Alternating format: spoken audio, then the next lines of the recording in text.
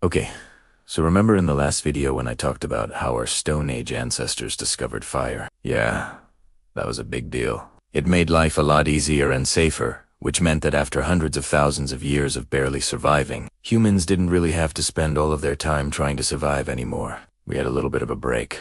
And when we get a break from nearly dying all the time, it gives us time to sit around and start thinking about some bigger questions. Like, why is the sky blue?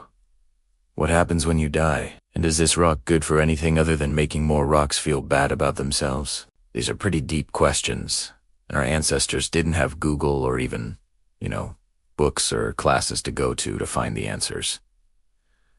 So instead, they made stuff up. This is, of course, a slight exaggeration. The beginnings of spirituality are complex, and scholars don't really know exactly what was going on in those ancient minds. But the best guess is that humans created beliefs and rituals and symbols to try and understand the world around them, because up until now, the world hadn't really made much sense.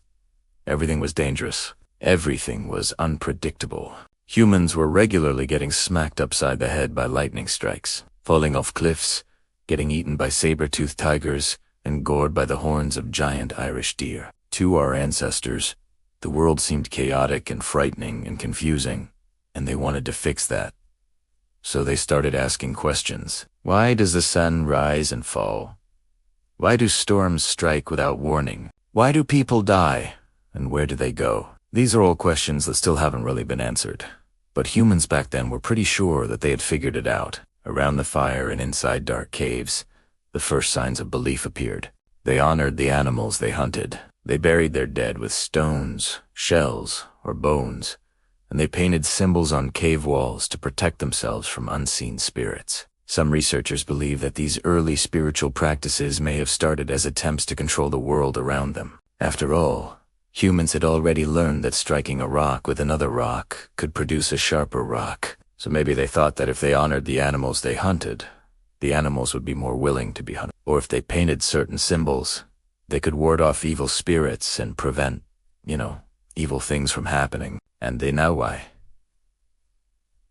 That belief actually did make the world more controllable. If lightning struck, it was because the sky god was mad at humans for not giving him enough rocks, or because an evil spirit needed a new cave to live in. In both cases, there was something that humans could do to appease the spirits and prevent another lightning strike. Of course, neither of these explanations was correct, but they helped our ancestors make sense of the world and deal with its dangers.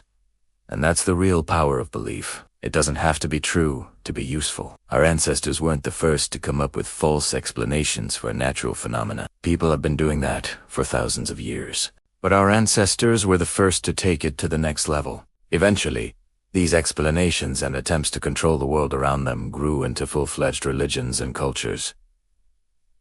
Cave paintings became temples, chants and stories became written texts, and communal rituals became organized churches. And although most of these early religions have disappeared, their influence can still be seen in many modern religions and spiritual practices. Our Stone Age ancestors were the first humans to develop a belief system that was based on ideas rather than just fear. They were the first humans to ask questions and seek answers, and try to impose order on the chaos of the natural world. They were the first humans to experience what I call the wow factor. They looked up at the stars and wondered why. They stared at the ocean and asked how. They looked at the mountains and demanded what. They never stopped wondering, and that's what led them to create art and science, language and literature, philosophy and religion. Their desire to understand the world around them turned into everything we have today, all because they took the time to ask a few simple questions. Okay, so if you enjoyed this step into the past, don't forget to like, share, and subscribe to the channel. And in the next video, we'll uncover the secrets of Stone Age communication and the first languages. How humans learned to share ideas, warnings, and stories across generations.